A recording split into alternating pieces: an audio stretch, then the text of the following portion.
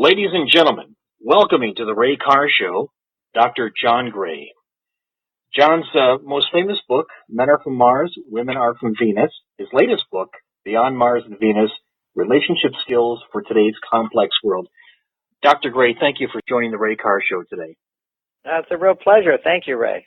Well, I guess the obvious question I have to ask right off the bat is, outside of the obvious physical differences, what do you see as the primary difference between men and women in the past and in today's society? Well, the truth is, in many ways, we're just alike. It's actually at the physical level where we're really different. There's biology here.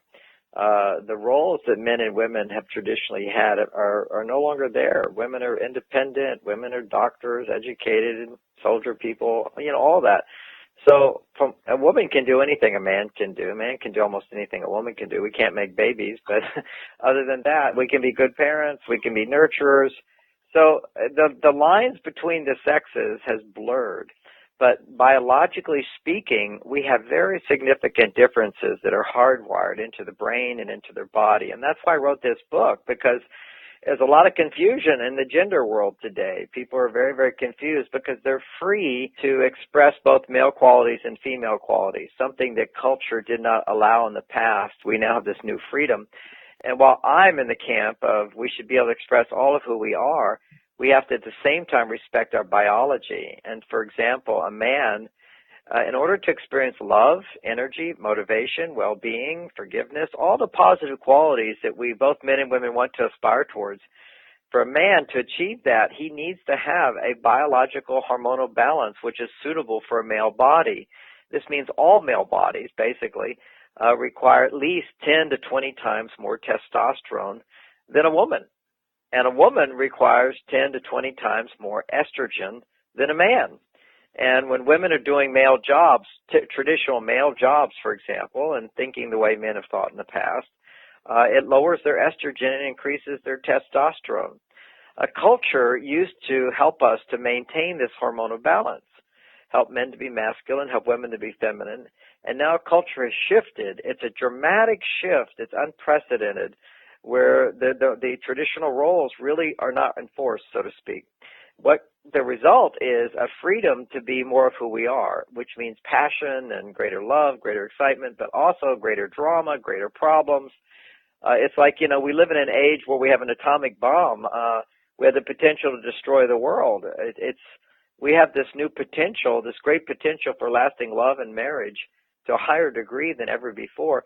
But at the same time, the potential for divorce is greater. That's why I wrote this book, which is that people are wanting more in their relationships, but they're not taught how to get that, how to support the biological differences between men and women. There's certain types of behaviors that will stimulate estrogen, certain types of behavior that stimulates testosterone.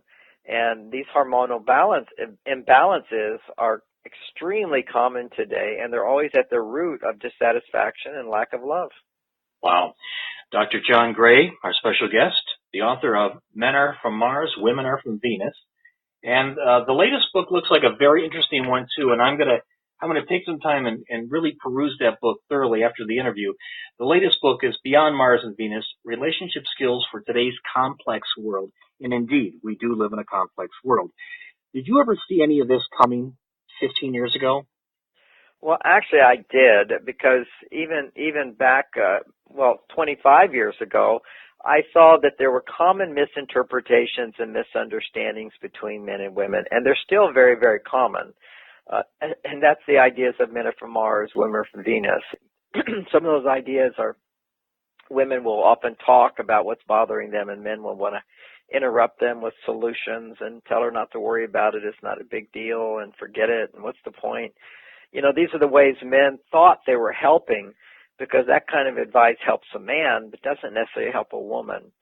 So that was basic. Another one is that men would need time to be alone in order to reconnect. You have to pull away to get close. You can't just merge all the time. And so I talked about men in the cave, where men just, if they're stressed, they need to be alone for a while. They need to watch the news, watch a football game, meditate, whatever. They go to the gym and exercise. They need to pull away from their relationship temporarily to then engage again in the relationship. And this was very hard for women to understand. Another aspect of Men Are From Mars is the understanding that women receive love differently than men. And this was an analysis back then that was very relevant. It still is relevant today, but bigger and more important today, which is why I wrote this book 25 years later called Beyond Mars and Venus, is we're living in a world where the stereotypical roles that men and women had just are not there anymore. There's twice as many women today graduating from college than men. These women are self-reliant, they're independent, they're making more money than men, and this completely disturbs the balance of what we need each other for. It used to be women were dependent upon men for financial support, and when women are independent, as over 52% of marriages now break up, and women are supporting the family themselves, when women have that ability to do that, their ability to love men diminishes significantly, and we see this as it shows up in divorce. When you need someone and they're providing for you, you feel a tremendous amount of love. When you don't need somebody, you wonder, why do you even want a man? And many of these younger women are saying that. They're saying, why do I need another child? I'd rather just do it without him. But what happens is when they do it without a man is the children have way, way, way more problems, A, and B, is women's stress levels are significantly higher than they've ever been. This is, biological realities that when women are doing activities and jobs which require testosterone production, and men need the testosterone, not women, that testosterone goes up, their estrogen goes down, their ability to be happy diminishes. So what you've got is a lot of very successful but unhappy women. They're feeling overwhelmed, they're feeling stressed, and many women can't even fall in love. They're feeling that the men are just not enough for them. And what that's about is the inability to appreciate what you have. And this is a phenomenon that's happening where men are not getting the appreciation they used to get, and women are not getting the caring that they used to get, which is, if a woman is independent, what does she need a man for? Well, it turns out that the modern woman is no longer needs men to provide safety and security, but she has a new need that emerges when she becomes more self-reliant and independent. The new need is emotional needs, and that's what causes divorce today. Women come to me, I hear them all the time. For 40 years I've been looking at people, and women have completely different complaints than men. Men complain she's not happy, and women complain he doesn't do what he used to do. They feel neglected, emotionally neglected, which then can give rise to other problems. But the real issues there is the emotional neglect. And in previous generations, women would never complain about emotional neglect. They didn't care about that. Hey, my husband's got a good job. What's there to complain about? Right, John, I totally agree. Dr. John Gray, our special guest, arguably you are probably the best-selling author in terms of relationship books. It's millions of copies in print in 100 countries, 45 languages. Just really an amazing feat, because these are things that really kind of weigh on men and women all over the world, not just in the U.S. And I think nutrition also has to play a part in this as well. Oh, gosh, I've written several books on, I've written 25 books, but my most famous are, of course, the male-female books. But one of my books is called Staying Focused in a Hyper World. What we're seeing is, people are just not focusing on what's most important. We're distracted, we're overwhelmed, we're overstressed. Children, we're seeing this huge amount of hypersensitivity, hyper-focus, hyper-distractibility, hyper-impulsive, hyperactive. This is all due to toxicity in environment and nutritional deficiencies. We eat this sort of junk food, high carbohydrate diet, which literally causes, over time, causes diabetes, but long before that, it causes brain problems, the inability to be relaxed and present in the moment. It causes an imbalance of brain chemicals, which then goes on to trigger this hormonal imbalance where women are driven to express more testosterone, men are driven to express more estrogen. And these are biological realities. And, half of my website is teaching people about health and wellness, the nutrition that's missing in our diet and how to supplement our diet with extra support. And the other side of it is the relationship tools, because you need both. You need the relationship aspect of life, love and good work and friendships and family and conversation. This all stimulates the brain, stimulates the hormones, stimulates the love in our heart. But if you don't have the right nutrition to support that, you can get all the right love and still be depressed. We see that, people who go through grief, they lose a child or something, and they're taking antidepressants the rest of their life. They're not healing their hearts. They put them under brain scans, and they see the same part of the brain lights up as if they were addicted to heroin. What happens is we can become addicted to, without the right nutrition, we become addicted to drama, to worrying, to anxiety. These are all addictive states, and this is all new knowledge, and it's because when we have these emotional cathartic dramas in our life, losses and stresses and so forth, if the body doesn't get the extra nutrition it needs to recover, then the body becomes addicted to those phenomena. So this is, kind of paradoxical for people, but we can see it biologically that we're a society that's addicted to speed. We're impulsive. We don't have delayed gratification anymore. We want what we want. If we don't get it, we're all unhappy instead of finding compromise and patience and love and kindness and generosity and mercy. These are all the qualities of the heart. We're losing those as we get into this nutritionally deficient, high-paced life. Yeah, it seems really kind of a scary road that we're traveling down. It's very scary. I mean, when you look at some of the statistics in terms of health, besides divorce, what we're seeing is around the world. I was just in Saudi Arabia 2 days ago, and even there, divorce is the same as it is in America. You go to Scandinavian countries, it's massively high. In Scandinavian countries, Denmark was said to be the happiest country in the world, but look at the statistics. Half the children are growing up with only one parent, 52% divorce in families where there's a child. Heroin addicts are higher. Divorce is higher. The problems pervade. The reason it's considered the happiest country is just that the government has a lot of money to pay single women to be single. If we shouldn't be paying single women to be single. We should be paying incentives. If we're going to give anybody money, it should be incentives for people who stay together. And we should give them free marital education. But we're going in the wrong direction. All of this feminism is just tearing our country apart. I'm all for equality, equal respect. We're all moving in that direction, which is what my books are so popular. But to, support women more than men as opposed to equal support is a huge mistake. Yeah, it seems very perplexing to a lot of people from the outside until they really get into the nuts and bolts of everything that's going on. Is there any particular vitamin that you have found out to be more important than others? Oh my gosh. First of all, people need to know that propaganda out there is massive against vitamins. Every year, the Democrats are trying to make them illegal so that you can't even buy them in health food stores. In Europe, it's already being done. I just read an article yesterday talking about vitamin D is dangerous.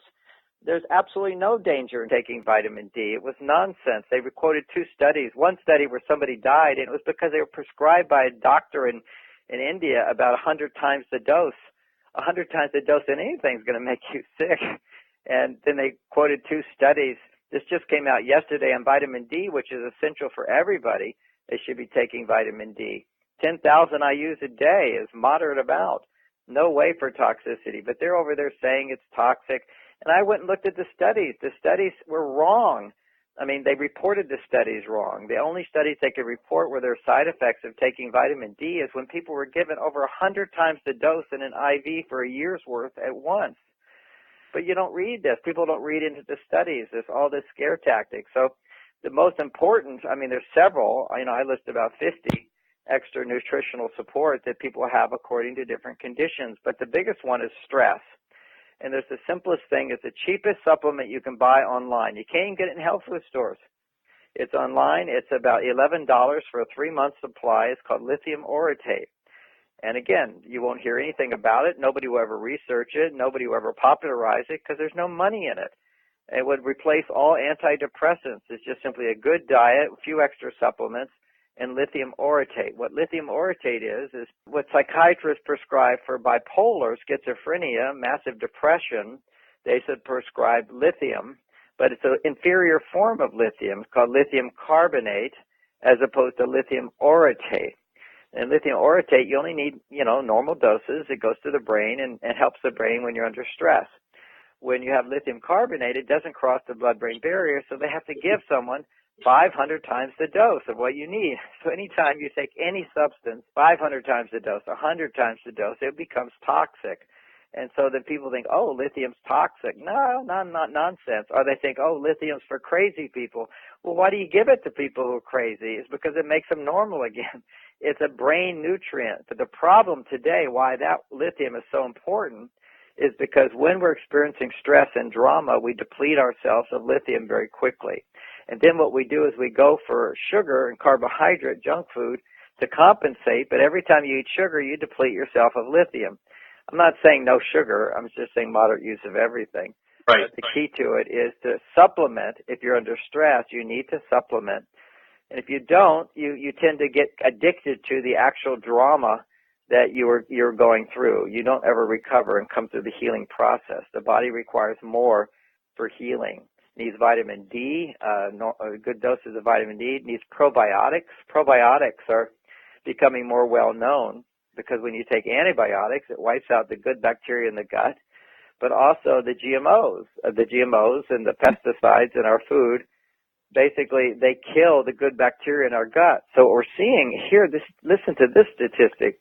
1 out of 50 boys in America last year, CDC, American Center for Disease Control, said 1 out of 50 boys was diagnosed with autistic symptoms.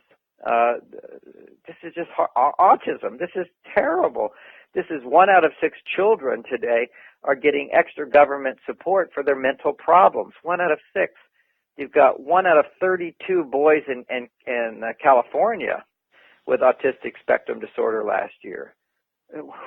Why California? Well, again, people go, we don't know. Well, I've written books on this whole thing. There's answers to all of this, and the good news is that with the right information, in many cases, it can be completely reversed. Autism, for example, a third of the kids, with 3,000 kids, a third of them had complete reversal just by restoring gut function. Because these pesticides, and California's, got more agriculture than most of anywhere in the country, the pesticides wipe out the good bacteria in the gut, and then without the good bacteria in the gut, you can't make the brain chemicals in the brain, so the brain doesn't develop properly. If we can catch it early enough, we can correct it. But even mothers who are pregnant being exposed to all these pesticides affects the children. So there's all kinds of new mental problems. 1 out of 6 women over 60 years old has dementia. These are just as scary as can be, and what we need to do is reduce our reliance on drugs, which are great for emergency, but not good for prevention and not good for health. So the lithium orotate really is 120 milligrams is probably all you need. Well, when you see 120 milligrams, what that means is it's actually 4.5 milligrams of lithium, and the rest of it is orotic acid, orotate. Oh. And orotate, there was a brilliant German scientist who figured this out. And orotate is a substance in mother's milk, and they just mix it with a little bit of lithium, and it crosses the blood-brain barrier, and you don't have to burden the body with too much of the salt. It's a salt, so you don't want to take too much salt. And so the psychiatrists, what they used to give until antidepressants came along, and it worked. It just had side effects because they were giving too much lithium to try to get it into the brain, because they hadn't figured out how to combine it with the substance in mother's milk, which helps the brain develop. Orotic acid is a really good thing, bonded to lithium. One of the things I recommend at my website, I explain there's other forms of orotic acid. There's calcium orotate, there's magnesium orotate, potassium and zinc orotate.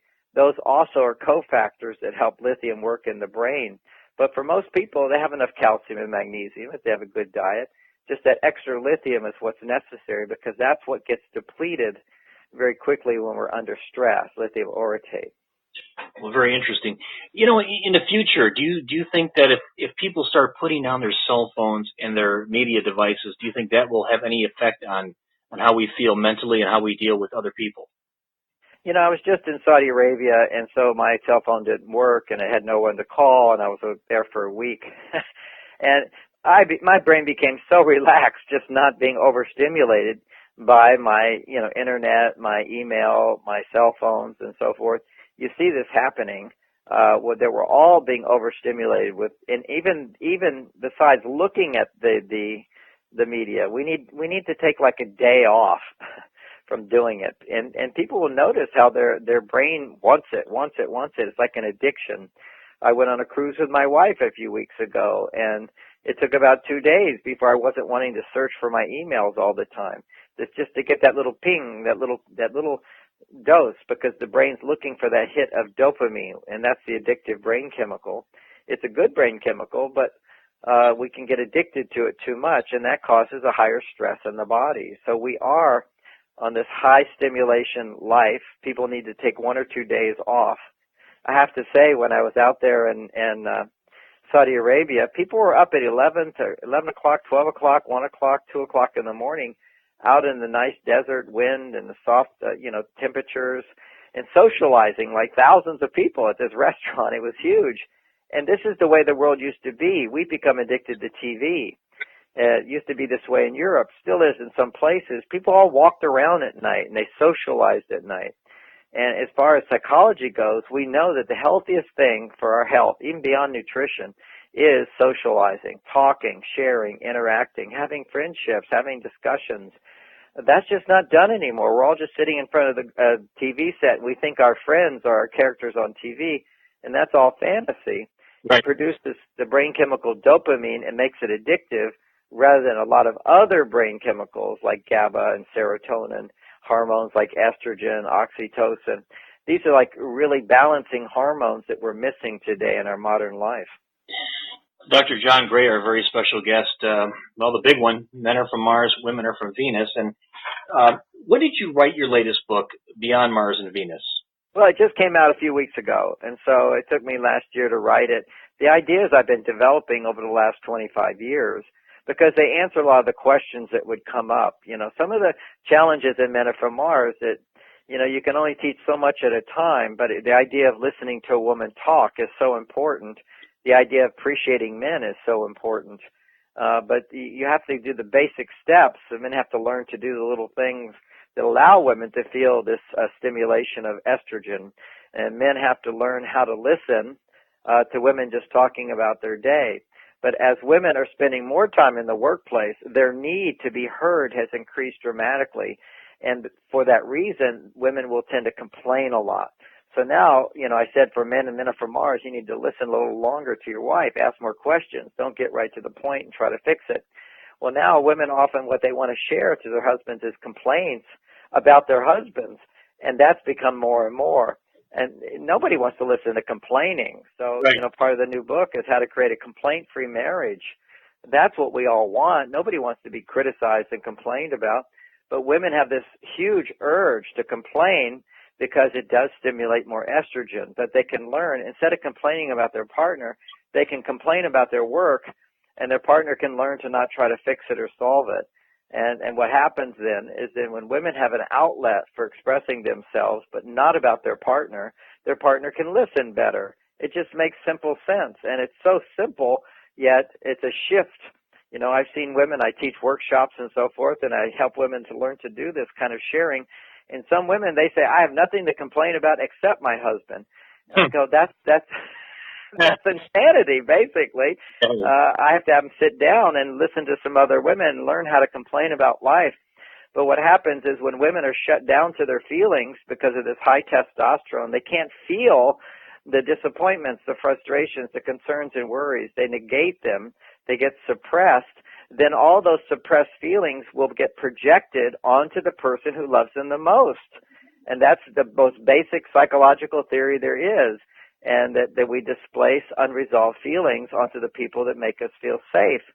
It's like the child who goes off to the father's house who's very permissive and then comes home to the mother who's actually, a bit more attentive to the child.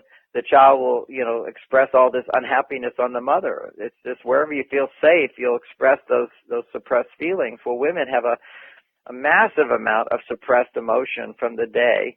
What we have to look at, biologically speaking, when a woman is in a stressful situation, she'll have 8 times more blood flow to the emotional part of the brain. And so to behave in a way that's successful in the work world, she has to suppress those emotions. There has to be an outlet for that. So women have to learn how to complain, in a sense, share their negative feelings, but not about their husbands. And the men have to create a safe space to hear that. And then you can have, only takes 10 minutes 3 times a week, and it's done. And then there's no complaining about your partner. It's amazing how much more love there is when we learn these new skills. But people aren't doing it. People don't know. First of all, they don't understand how men and women are really biologically worlds apart. Men are still from Mars. Women are still from Venus. It's just that our relationship skills have to go beyond the more traditional relationships that have been, most useful in the past. Yes, I would agree. John, what is your website? Oh, it's MarsVenus.com, and there people can, there's every day there's a 1-hour talk. It's called John Gray Every Day.